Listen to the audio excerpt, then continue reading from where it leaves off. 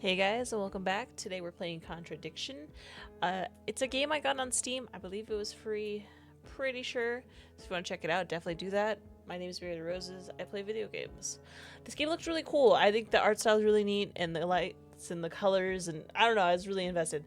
I only can play it on display capture, so sorry, but let's get to it. Your time's up. One of my coworkers must have ratted me out. I need your things gone, ASAP. Whatever. I'll leave when I leave. See if I care. Move using the arrow keys. Press enter or the spacebar to inspect. Okay. Escape opens the menu. Holding shift changes speed. Look around as much as you like. The door to leave is at the top right. Okay. I read in the community notes that they said that this isn't meant to be a good game. It's just proof that they can create, which I like. I think that's cool. Rima is very intently ignoring every follow-up text. She will leave on her own schedule, not at the insistence of someone whose face she cannot recall. Incompetent. If you did your job properly, I could have finished my work in this entirely. Now I'm left with no choice but to present it as is. Even a simulated test would be nice. She continues muttering to herself under her breath. They said top right, right? Should I leave yet? Yeah. Time to head out. As she reaches for the door handle, Rima looks down at the blue and turquoise charm she carries with her at all times. She carefully affixes it to her wallet to keep it secure, gives it a rub for good luck, and takes a breath before quietly setting out towards her first destination. About time. So, grab the case already. Aren't I supposed to blend in as a customer? Those are your garbage rules, not mine. Let me at least window shop before taking off. Sorry. Grab it when you're ready. Huh? See what I mean? The art's so cool. I don't know. This looks neat. Security camera, displaying what it seems to the television screen as a warning. It's of no concern to Rima, as she knows that the server of the data is stored in has past capacity for quite some time. The briefcase is in plain sight. Unless someone were to observe the live footage at this very moment, there's no danger. Having monitored the activity around this particular pharmacy in this particular store, Rima knows it is safe. Okay, let's grab it then. Take the case and go? Yeah. I stored it per your instructions, so... She examines the case carefully, opening it to ensure the validity of its contents before shutting the lid with a sigh of relief. Looks good. I wired the money to your account for the trouble. Pleasure doing business. Don't expect a repeat customer. If your little operation here didn't have a setback, my work could have been finished properly. Yeah. Sorry about that. Good luck with whatever you have planned. Thanks. Good luck to you, too. She exits the decrepit storefront, looking back one final time. Got what I came for. Next up is the committee. Rima begins walking towards the nearest subway station. I bleached my hair, so it's all weird. So if I keep itching my head, it's because my scalp is so dry. It's nice, though. It's nice, because I'm greasy, so it's nice. She soon finds herself descending via metal stairs towards the landing point, noting the paint that has peeled off from daily use. There is a sound of acknowledgement from the computer system as she scans her pass before going through the turnstile. I can hear the subway coming and going at regular intervals on the other side of this metal island. The sensation of each train arrival resembles that of a wave approaching, the water washing over us all in a place where even the sun cannot reach. Rima quietly evaluates her current situation. Everything will be over soon. I should probably make sure I have everything in order before the subway arrives. Am I supposed to be looking at stuff? Maybe. A light piercing through the darkness, an eye staring back at me. Vague silhouettes of people in the distance. They're barely discernible from the landscape. Rusted metal columns forming the ribcage of the station. Escape? That's it. Ooh. I will never let go. Rima keeps it on her at all times, attaching it to her wallet whenever she leaves. They're contained within a briefcase, ensuring their safety, my life's work, in their honor. I guess I'll save. Yeah. Oh, I like the sounds. They're nice. Nice and crisp. A set of long, winding rails on the ground. They look like veins. A tall, imposing series of archways, a reminder that we are all underground. Am I waiting for the train?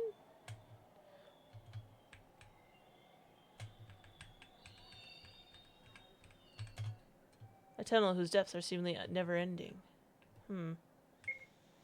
Options? No. Crisp! It's so crisp in here.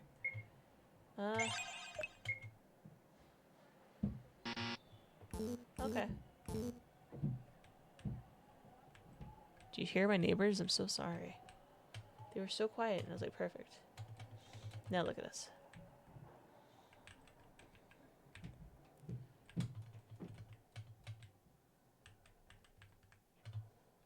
Someone's standing closer than I'd like.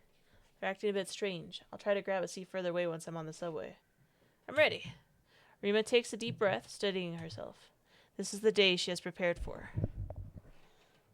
Sooner than expected, yes. But Rima is certain that, even in a somewhat unfinished state, this time her project will succeed. This time, the committee will recognize how invaluable her research is to society at large. They will give her the resources she needs to make her medicine a staple of every dangerous surgical operation, so no one has to suffer from loss the same way she has. I can't afford to fail. I only have one chance.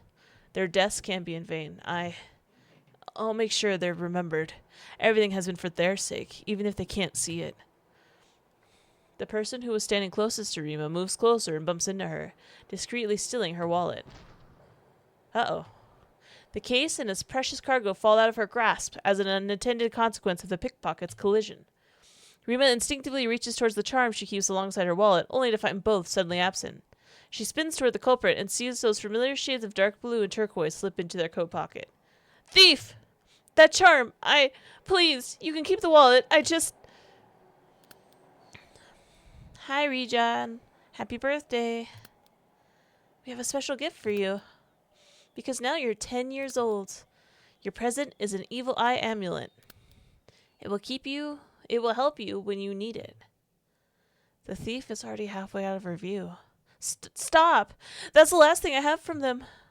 As she tries to push past the crowd, light reflecting off a shattered glass catches her eye in her peripheral vision. The vials! No. The project she had sacrificed every aspect of her life for lies precariously on the ground, hanging halfway over the rails below. She scrambles desperately towards the briefcase, green liquid spilling out from the cracks, but loses her footing and falls into the train tracks. Her blood runs cold as the subway's headlights shine upon her, exiting the tunnel entrance at a speed faster than her overwhelmed senses can comprehend. She cries out, "Help!" Her body is too weak. She cannot pull herself out of the train tracks in time with how deep the trench is. Can anyone? The onlookers simply watch, no soul willing to risk their own safety for a situation that is too late to be saved. Time seems to freeze with the sobering realization that I have no other option. Vials of green liquid. She stares down the case, knocked open by the impact of the fall. Some of the vials are still intact. She pours it on herself with the precious milliseconds that there's nothing left to say, and there's no one left to listen. The wave crashes down. The silence is seemingly infinite, until it is broken. Please arrange the following objects. You can only carry one object at a time.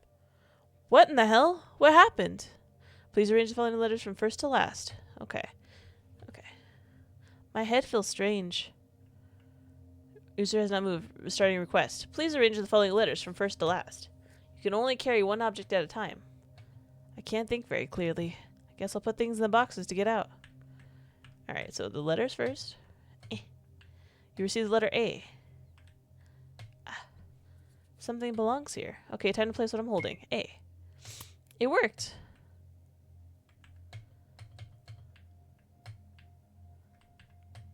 Something belongs here. Okay. It worked.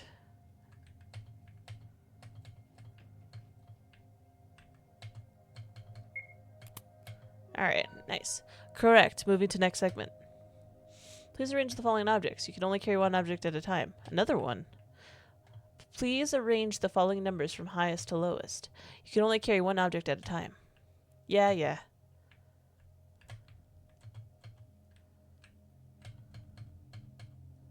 What? Alright. Okay. Wait. Is it here? I thought... Wait. Did it say highest to lowest? Was I not paying attention? Okay. Yeah, I'm stupid.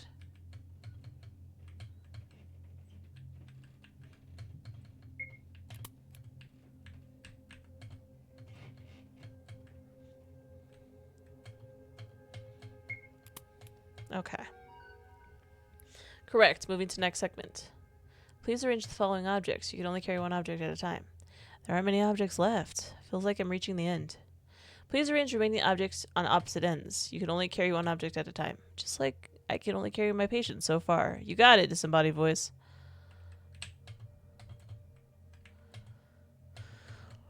Alright, let's try here.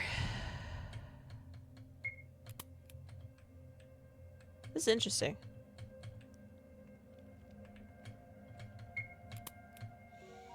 Correct. Neutral integrity has been confirmed.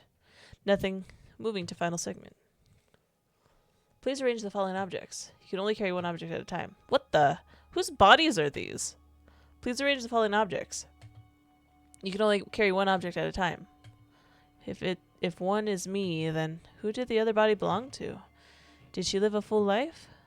User has not moved despite showing neutral capacity. Restarting request. Please arrange the following objects. You can only carry one object at a time. There's only one way to forward.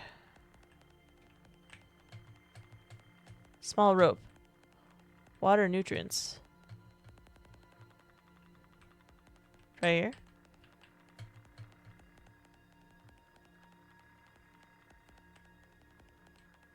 Huh. Here? I should go back to the operating table. Oh, okay. Small intestines. Alright. I see. You received a medium-sized object. It's full of acid.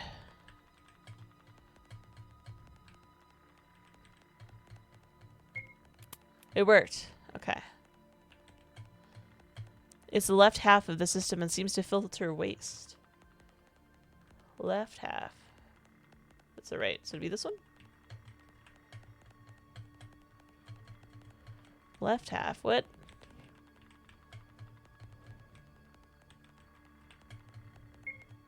It worked. Okay. You received a small object. It's the right half of the system seems to filter waste.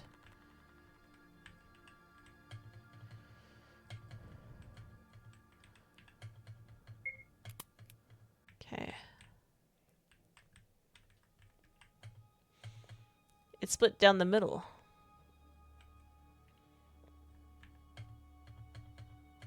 Brain. It worked. Okay. You receive the right half of a large object. It continuously expands and contracts, yet feels light. Heart?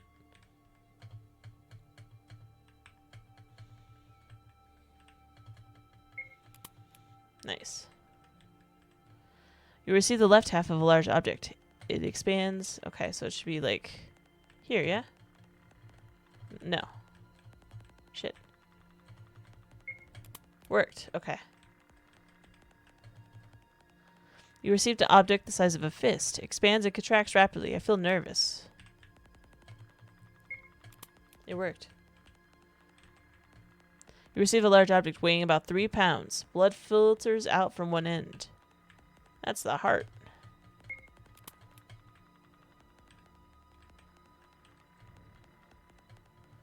Seems like it gets rid of waste. That's the intestines, yeah? Okay. Operation successful. Now entering automation phase. Disconnecting user. Confidential report. Committee files. The following is what has been gathered from the aftermath. Per Rima's will, her body was transported to her lab and the computer program was set to autopilot. It slowly pieced together what was left of her, though much of her brain was beyond repair, leaving fragmented memories. It confirmed her restored mental capacity via simulation. Following a protocol, the system then went into hibernation, waiting for a massive storm to generate enough electricity charge to wake up a modified human being. So she's Frankenstein. That's cute. The body in question was a cadaver donated by the committee in Rima's early years of research, one that she kept in storage until the time was right. She created a gene splicing program as a backup in case she was working with a damaged container. It was this throwaway program that she forgot about, which began splicing solutions for a fractured skull and jaw.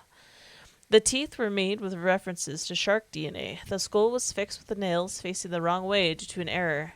When the time came to wake up, however, the power surge was so substantial that it completely fried the computer system. All of the delicate testing that went into the vials and program development was gone in the minor electrical fire that followed. There's no chance to replicate her years of research, nor to reverse engineer a way to a better body. This mismatched, new body, an experiment gone wrong by all means except one, drew its first breath, redacted, days after dying in 2 different ways. End of report. Day, redacted, 5:12 p.m. Ugh, my head. I feel like I got run over by a truck. It'd be cooler if that was something bigger than a truck, actually. She rubs her eyes and drowsily observes her surroundings. Did I get here? Is this some kind of prank? Ooh, that's cool. An assortment of medical tools lay on the table. Huh? Wonder why that's here. A more advanced version of a robotic arm hooked up to the once functioning series of computers. Must be a fun project to build this. The needle in the middle of the claw is a little disconcerting, though. Seriously sucks that it's motionless now. Alas, what a shame. The shattered glass of a television screen. You can see the vague silhouette of your reflection. It'd probably be cleaner close up. Lean in to get a better look. A piece of memory resurfaces. The person's face is hazy, but their voice is clear. You've always had your eyes. Is frozen in shock. But then, who do those eyes belong to? She locks eyes with her reflection and does not recognize what stares back. Her stomach drops. There is a deep, overwhelming urge to throw up immediately. She rushes towards the window, throwing open the wooden frame so she can breathe in fresh air to quell the nausea. She sticks her head out the window to feel the wind rush by, to be reminded that she is alive, even in this form. The atmosphere of the city hits her all at once. People walking in all directions, the smell of delicious food, the sound of laughter in the distance. Her senses feel heightened, or was that she never paid attention to this sort of thing before? Regardless, there's a distinct feeling that the city is alive, that she, too, is alive with it. Life has a strange way of continuing on in spite of it all. Whether it's because of her disoriented brain or the warm sun in her skin, she has already moved past the initial source of distress. So she can't remember what she did with her life until now. And her body looks severely disfigured compared to before. Not that she was like a supermodel. So what? Her stomach growls. She's alive. Her newfound appetite is further proof of that. If she can't remember her former life's purpose, then this is simply an opportunity to choose one for herself. Her stomach growls once more. I don't think I ate anything today. There is a neon sign flickering in the distance, advertising snacks and refreshments at the local arcade. Was that always down the street? Whoa, they sell popcorn too? Surely this is fate. She supposes that a second chance shouldn't be put to waste. She heads back inside with the more pressing matter of food on her mind. She strides past the entirety of the lab's ruins until the entrance door closes behind her. The committee ceased monitoring. Rather, they lost their anchor for surveillance, as she never returned to that apartment again. What? That was so good. What do you mean it's over? I was getting in it. I thought we were going to do stuff. I thought she was going to eat people. That was amazing. I really like it. Our art style is pretty good. I really like the colors. The story was very interesting. Thank you for playing. No, thank you. Unexpected it to end so quickly, but I'm very, very, very good. But yeah, so that was the game, Contradiction. Please support the official release as always, and I will check out the creators, see if they made other games, and we'll try to play some more of their games, because I like their, voice.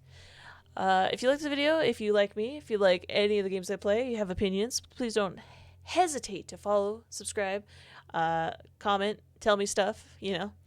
And tell me what you think of my hair. It's 2 different colors. You can see it. We'll get there eventually. But yeah. So anyways, thank you so much for watching. I love you, and I'll see you in the next video.